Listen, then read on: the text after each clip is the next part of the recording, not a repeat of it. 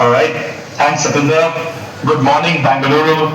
I'm Mudit Agarwal, live from Vulcan Lab, and you can see our robots right behind me. I lead the perception and match org in Vulcan Store, and today I have the privilege to show you the next generation of robots. The robots that learn to store and pick like experts and are built on an infra that scales like AWS. These robots are already deployed in a couple of fulfillment centers, and we're currently scaling them through a beta program this year. But before I talk about Vulcan, I want to set the stage why this is different. As many of you might have heard the news that last year in summer, Amazon Robotics hit an enormous milestone of deploying the 1 millionth robot. Now, majority of those robots are navigation robots as you see on the screen. Those navigate from one point to another. Less than 1% of those robots have robotic arms to manipulate and work with the world. Now, if any of you have been to any automotive factories, you have seen robots with those arms. Those industrial robots are pre-programmed to go to certain positions with precision and repeatability. If any of these robots make a contact in an unexpected manner, either the robot emergency stops it or it smashes the thing and keeps going on and on. There are cameras in the cell structure that do QA, but the robots themselves are essentially blind. They don't see or feel, and hence we affectionately call them numb and dumb. They function because the environment is engineered for them. And that is very different from how humans operate in the real, messy, ever-changing world. We feel, first of all, we see what we need to manipulate. We have sensors in our hand to touch and muscles to feel forces. We don't act in the world. We act on an understanding of it. And this understanding, Vulcan achieves through active vision. And the vision is, a computer vision is the first foremost guiding factor for hand-eye coordination. For example, putting a thread through a needle, you have to actively see, feel, and move to do that work. Now, it is not just the vision. At some point, when you have the visual plan and your hands are interacting and manipulating with the object, the primary sensing at that time is touch. If you numb the touch sensors, you get a lot less dexterous. In this, Ronald Johnson's work from 30 years ago, he had numbed people's fingers, and you can see how hard it is for them to pick up matchsticks from a matchbox. You can try it yourself by trying to tie your shoelaces in a snowstorm.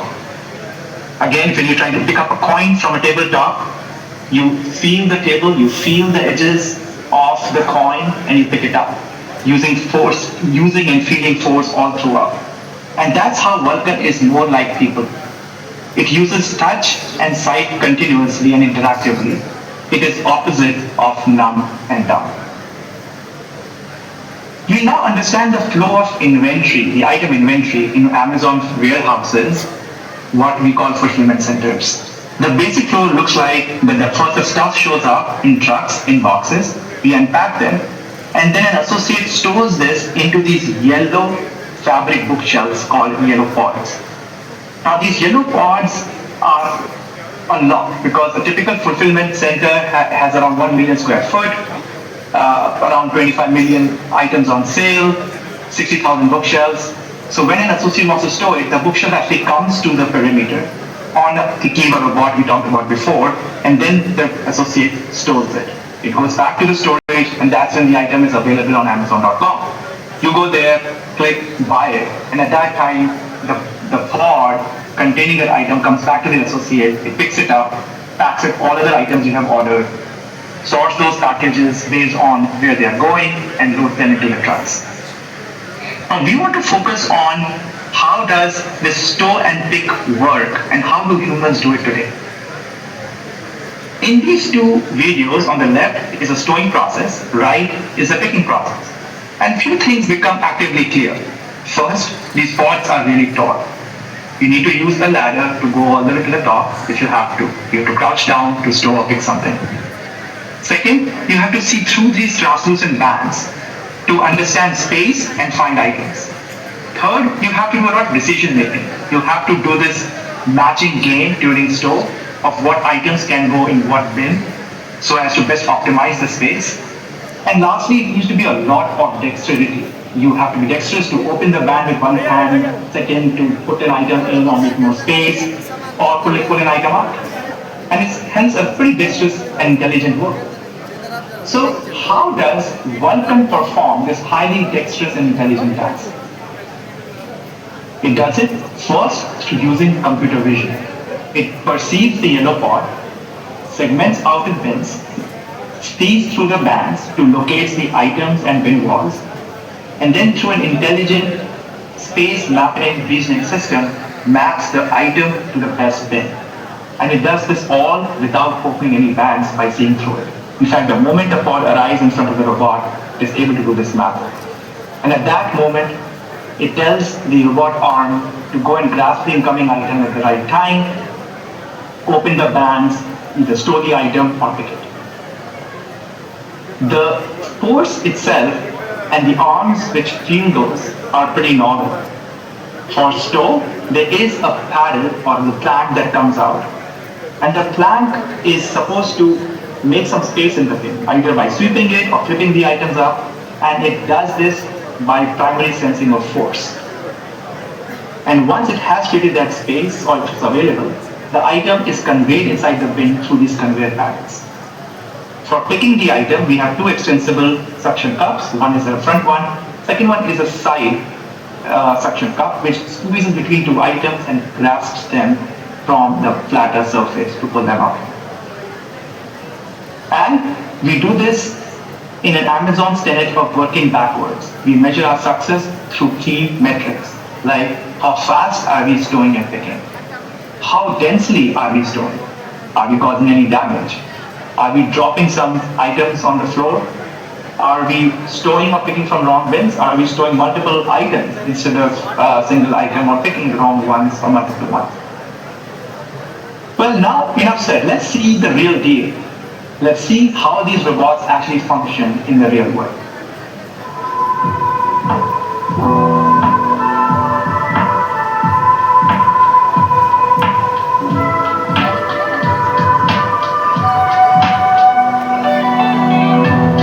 Stow and pick are the most expensive tasks under the roof in our fulfillment network.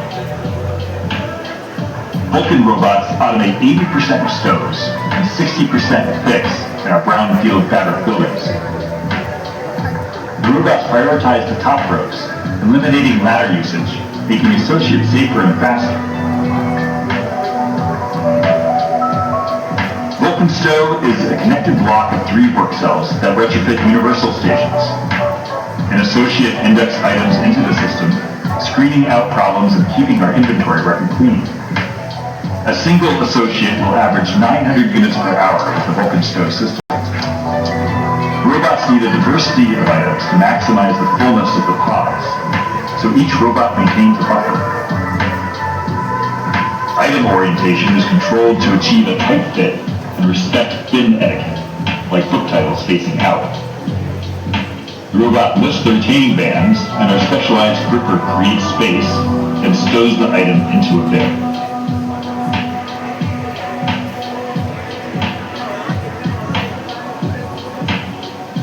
Vulcan Pick is a connected block of 4 work cells that retrofit RSAW station pairs. We fit 2 robots in the place of each associate. A cloud-based eligibility service uses images to route only robot-eligible picks to Vulcan stations. The robot identifies the correct item in the bin and extracts it. The science of Vulcan opens a new paradigm of robot manipulation for high clutter and high contact environments. Vulcan Stow is the first Amazon robot to use forces and torques in its motion plans and control. This sense of touch enables it to complete more complex tasks. Vulcan Pick is the first robot to use video rather than just images to monitor and modify its motions. Those systems leverage AI to understand the world, to identify items without barcode scanning, to predict stowable space in bins, to see through the elastic bands, and to automatically complete the shapes of occluded objects. Unique to Vulcan, the robots learn based on both sight and touch. In 2024, we demonstrated stow in GEG 1 and click in HOM 2. In 2025, we will scale up our manufacturing deployment in 6. We will launch the combined solution at ERF1 in Germany. Thanks for watching. It's always so awesome to see these robots in action. Now there are several rules, filters, and etiquettes we need to take care of.